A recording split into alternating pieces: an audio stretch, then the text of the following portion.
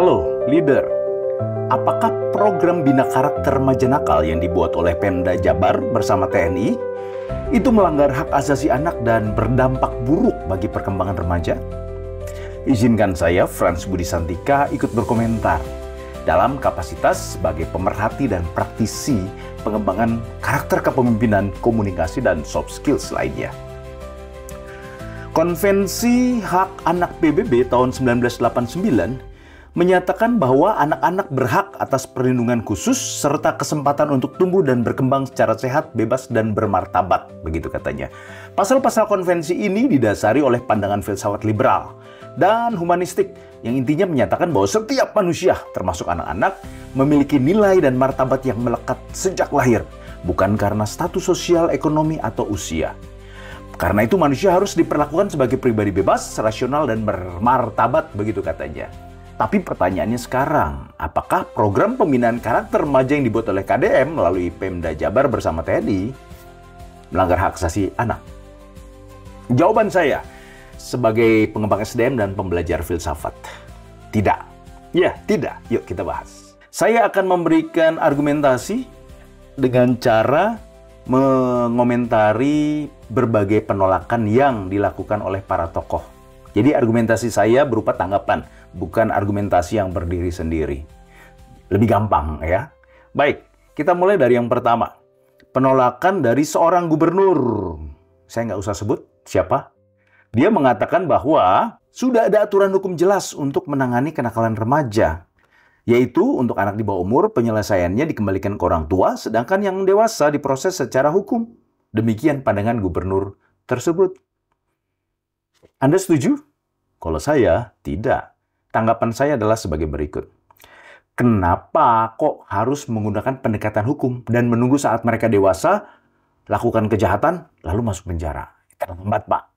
Harusnya saat mereka masih remaja, lalu muncul gejala-gejala nakal, gejala menuju kriminalitas, antisipasi ya dengan pembinaan ketat. Jadi jangan nunggu berbuat kejahatan dulu. Dan kalau bicara dikembalikan kepada orang tua, faktanya sampai hari ini masih banyak orang tua yang tidak berhasil membina mental anak mereka. Kenapa bisa begitu? Ya terutama akibat rendahnya ekonomi keluarga. Orang tua terlalu sibuk cari uang. Ditambah lagi kalau tingkat kecerdasan mereka nggak tinggi. Level pendidikannya juga ya rendah. Lingkungan pergaulan tidak ideal. Bagaimana mungkin kita bisa menuntut para orang tua untuk memberikan bimbingan, pendidikan karakter yang terbaik bagi anak-anak mereka? Nggak masuk akal kan? Contoh sederhana yang sering saya temui. Berapa banyak orang tua yang membiarkan anaknya pakai motor, padahal belum cukup umur, belum punya SIM, tapi berkeliaran di jalan raya. Bisa jadi masih SD atau SMP. Atau anak kecil yang merokok, bolos sekolah, berkelahi di jalan, tawuran, dan sebagainya. Ya, mereka, para orang tua mungkin ingin melarang, marah-marah, tapi nggak ada waktu untuk mendisiplinkan. Karena selain tenggelam dengan pekerjaan, tanda kutip mereka tidak mampu. Bagaimana cara mendidik yang tepat di zaman sekarang ini, betul? Karena itulah, cara yang cepat dan mudah tanda kutip ya, untuk mengatasi masalah kenakalan remaja, ya keluarga perlu dibantu. Oleh siapa? Oleh pemerintah. Dan oleh TNI khususnya. Supaya orang tua tetap bisa bekerja, dan di sela-sela itu didik anak, dan pemerintah bersama TNI ikut ngurus anak-anak mereka. Terutama ya pastinya anak-anak remaja yang sulit diatur, yang sudah mengganggu masyarakat, yang dianggap nakal. Betul kan? Maka, alasan bahwa sudah ada yang mengurus soal pendidikan karakter anak, kalau dewasa dihukum, menurut saya itu sih sikap mau main aman saja. Ya, nggak mau capek. Apalagi kalau nanti akhirnya dikritik oleh pembela HAM anak, hak anak seperti yang dialami oleh KDM sekarang. Lanjut. Contoh kedua. Ya, dari seorang eksekutif Amnesty International Indonesia, beliau mengatakan bahwa dalam program pembinaan karakter ini ada potensi pelanggaran hak-hak asasi anak. Jadi tidak sejalan dengan prinsip perlindungan anak. Pendapat saya, justru kalau anak-anak nakal, terus tidak dididik, didisiplinkan dengan cepat dan tepat, ya tentu tanpa menggunakan kekerasan fisik ya atau intimidasi, mereka malah kemudian potensial menjadi pelanggar hak asasi manusia bagi manusia lainnya. Ya, mereka potensial menjadi penjahat yang akan memunculkan korban dan terlambat kalau itu sudah terjadi kan. Kemudian soal hak asasi anak. Memang ada penelitian bahwa program pembinaan disiplin model militer untuk remaja yang dibuat di berbagai negara maju, Amerika, China juga, Korea Selatan, setahu saya waktu saya cek juga ada. Ya, ada terjadi kekerasan fisik, terjadi penyimpangan dalam pelaksanaannya. Maka memunculkan trauma. Bahkan katanya ada yang meninggal dunia di Amerika ya. Jadi debat, jadi pembahasan yang sangat serius. Tapi kita jangan hanya melihat yang gagal saja. Kenapa? Karena negara tetangga kita, Singapura, rutin mengadakan program pembinaan bagi remaja dengan format semi-militer yang bernama, The National Cadet Corps. Memang sifatnya sukarela, namun pendekatannya militeristik. Katanya sejak zaman Raffles ya. Jadi usianya sudah panjang, nanti kita bahas lebih lanjut. Yang pasti hasilnya bagus. Oke, ngomong-ngomong soal hak asasi manusia sebagaimana disinggung oleh Direktur Eksekutif Amnesty International, tahukah Anda bahwa pemerintah Amerika Serikat, sang pelopor demokrasi dunia, sampai sekarang belum meratifikasi konvensi hak anak di PBB loh. Padahal Indonesia sudah tanda tangan, sudah meratifikasi sejak tahun 1990. Lama kan?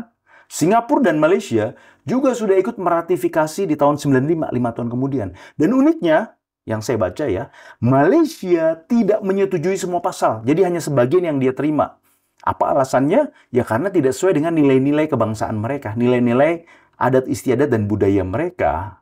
Sementara Indonesia, yang saya baca, menerima semuanya. Walah. Ada apa ini? Lanjut. Orang ketiga yang menolak program pembinaan semi-militer KDM adalah Koordinator Nasional Perhimpunan Pendidikan dan Guru, atau Kornas P2G. Nggak usah sebut nama, sama seperti yang lain. Beliau menganggap pembinaan ala militer adalah pendekatan instan dan hanya menyentuh permukaan masalah saja. Beliau menilai program ini mengabaikan akar masalah kenakalan remaja seperti faktor ekonomi, lingkungan sosial, dan peran keluarga serta sekolah. Pakar pendidikan ini menegaskan bahwa pendidikan harus melibatkan 3 pusat, keluarga, sekolah, dan masyarakat, bukan barak militer. Itu katanya. Nah, komentar saya, wahai Bapak dan Anda semua. Masukan ini sia-sia, tak berguna, bagaikan menggarami lautan yang sudah asin. Kenapa nggak perlu? Karena saya yakin kok. Pendidikan itu memang pasti dipahami KDM dan timnya melibatkan 3 pusat, keluarga, sekolah, dan masyarakat. Nggak usah dikasih tahu.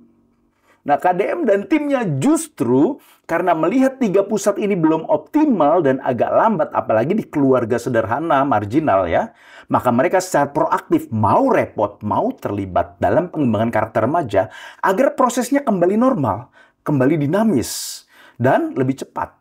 Ya, karena sudah tertinggal kan? Ini khususnya tentu bagi remaja yang dalam pengembangan karakternya, tanda kutip ketinggalan, yang disebut remaja nakal. Begitu Om. Jadi dalam program Bina Remaja di Barak Militer di TNI, itu melengkapi dan mengakselerasi program pembinaan yang di 3 pusat tadi. Bukan mengabaikan 3 pusat tadi. Baik, penolakan keempat dari Ketua Yayasan Lembaga Bantuan Hukum Indonesia. Beliau mengkritik pelibatan TNI dalam pendidikan anak, karena menurutnya aparat kerap mempertontonkan kekerasan.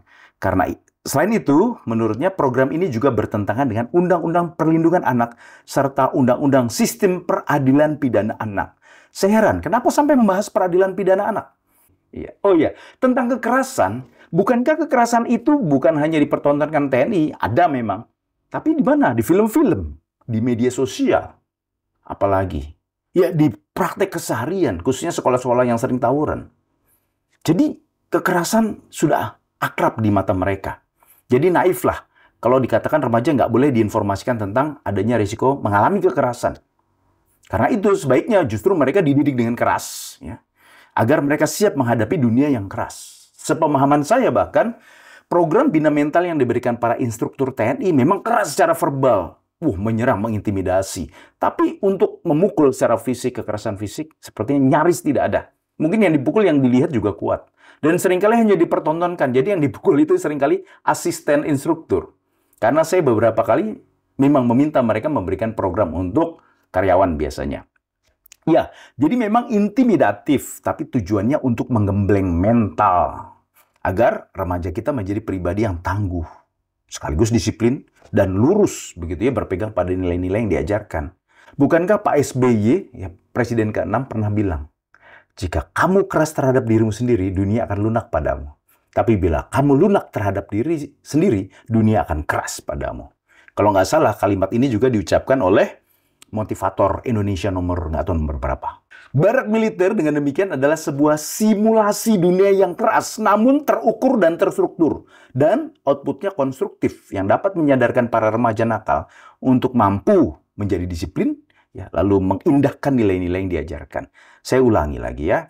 Jadi barak militer itu adalah sebuah arena simulasi tentang dunia yang serius, dunia yang apa istilahnya, bisa jadi tanda kutip tidak adil.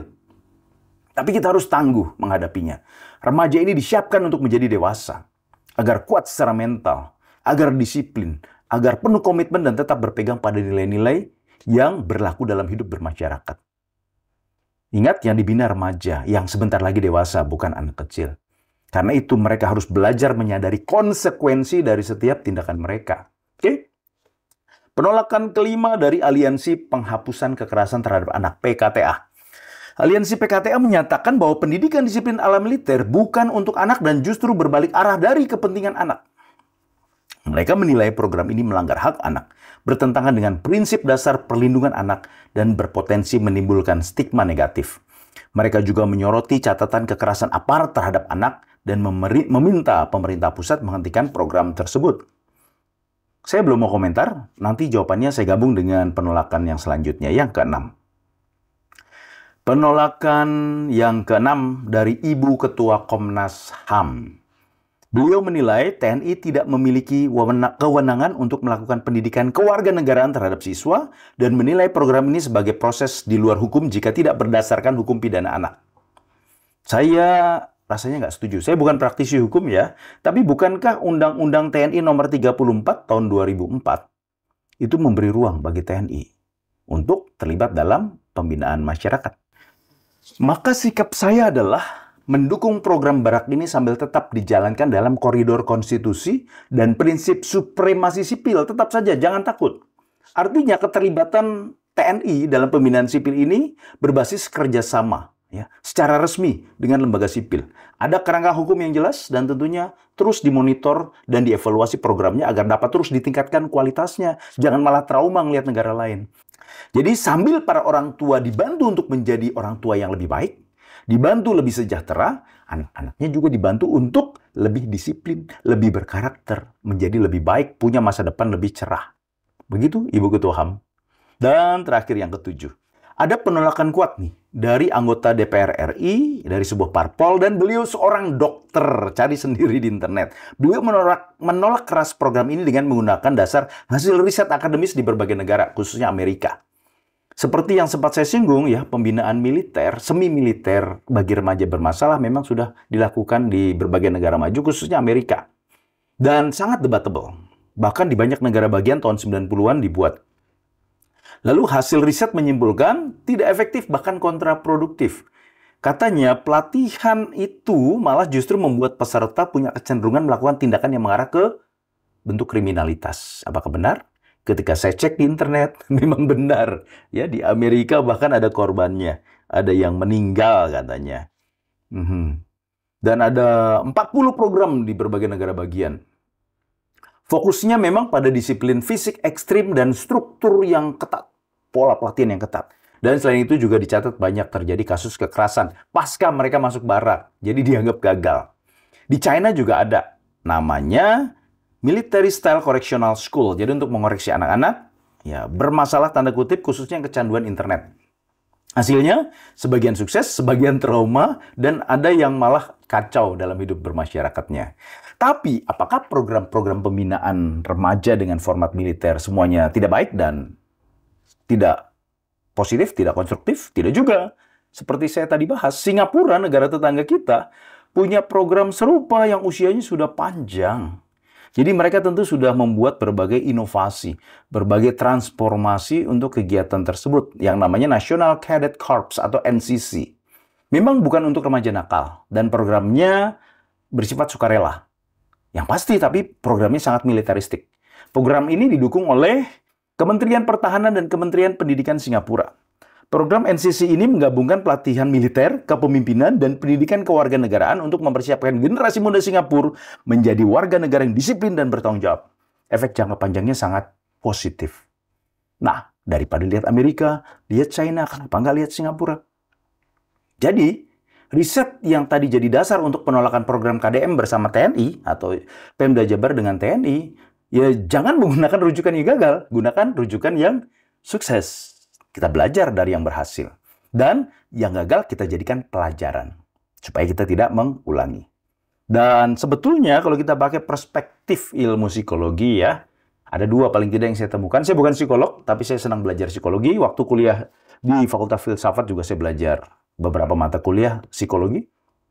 Teori behaviorisme dari Profesor Bruce Frederick Skinner atau dikenal BF Skinner. Dan teori social learning dari Profesor Albert Bandura. Itu ternyata mendukung program KDM. Menurut Skinner, behavior is shaped by reinforcement. Perilaku manusia terbentuk karena reinforcement atau penguatan. Jadi, anak-anak yang dicap nakal sebenarnya melakukan perilaku nakal akibat dari respon mereka terhadap lingkungan. Sebaliknya, perilaku baik yang coba mereka hidupkan sejak kecil cenderung diabaikan. Maksudnya gimana? Remaja nakal itu pastinya kita setuju nggak tiba-tiba jadi nakal kan? Ada proses panjang yang membentuknya. Bayangkan seorang anak usia 14 tahun, tumbuh di lingkungan kumuh, padat, orang tuanya sibuk kerja sebagai buruh atau kerja serabutan, pendidikan mereka rendah, tidak rajin pergi ke sekolah, dan pergaulannya di sekitar situ mungkin dengan orang dewasa yang suka nongkrong, yang tidak jelas pekerjaannya. Terus ketika mereka berbuat baik, nggak ada yang muji. Malah dihina-hina, dilecehkan. Tapi ketika mereka mulai membolos, tawuran, ikut geng motor, menganiaya orang, justru dapat perhatian dan pengakuan minimal dari teman-temannya. Dinilai pemberani, jagoan, hebat, pahlawan, dan sebagainya. Inilah yang dijelaskan oleh teori behaviorisme dari Skinner tadi. Jadi, mereka itu bertumbuh, berkembang, membentuk jati diri berdasarkan adaptasi dari lingkungan mereka. Maka dengan demikian, program Bina Karakter yang dibuat oleh KDM, Pemda Jabar, dan TNI, itu bermaksud meriset konsep tersebut, ya mindset mereka. Jadi mereka membuat lingkungan terkendali, seperti saya katakan di awal, simulasi. Mereka akan bertemu dengan para instruktur TNI yang disiplin, tegas, berani, komit, persisten, dan mereka tentu akan diajari dengan berbagai ajaran moral, budi pekerti. Diajari nilai-nilai tentang hormat pada orang tua, pada guru, pada pimpinan, nilai cinta tanah air, rela berkorban, kerjasama, dan sebagainya. Dan itu memang saya sebut sebagai program indoktrinasi. Jadi indoktrinasi jangan alergi ya kalau ada istilah itu. Karena memang diksi ini sering diasosiasikan secara negatif, identik dengan pemaksaan pikiran atau pengontrolan pikiran, pembatasan kebebasan berpikir. Padahal doktrin itu sendiri dari kata Latin doktrina, artinya pengajaran atau ajaran atau sistem pengetahuan. Sejak lahir, kita pasti didoktrin oleh siapa? Orang tua, kakek nenek, pengasuh kita, atau kakak kita. Di sekolah, indoktrinasi pun terjadi. Ya, tapi tentu dilakukan dengan pendekatan yang membangun kesadaran. Dengan perilaku positif, contoh-contoh positif, ya. Jadi menanamkan kepatuhan itu dengan rasional, bukan dengan kepatuhan buta. Nilai moral ini yang berlaku di masyarakat seperti jujur, tanggung jawab, hormat pada orang tua, yaitu doktrin. Ya, doktrin yang diajarkan lewat pendidikan, baik keluarga maupun sekolah dan masyarakat. Jadi nggak perlu negatif dengan istilah doktrin. Maka dalam pendidikan karakter, indoktrinasi bermaksud meluruskan nilai-nilai yang terlanjur keliru, di mana mereka, para remaja nakal, beradaptasi dalam lingkungan masyarakat yang tidak ideal. Jadi, di barak, mereka dengan agak dipaksa diluruskan. Nah, selain terkait dengan teori behaviorisme dari B.F. Skinner, konsep ini juga terkait dengan teori social learning dari Profesor Albert Bandura, seorang psikolog dan penggagas teori kognitif sosial dari Stanford University.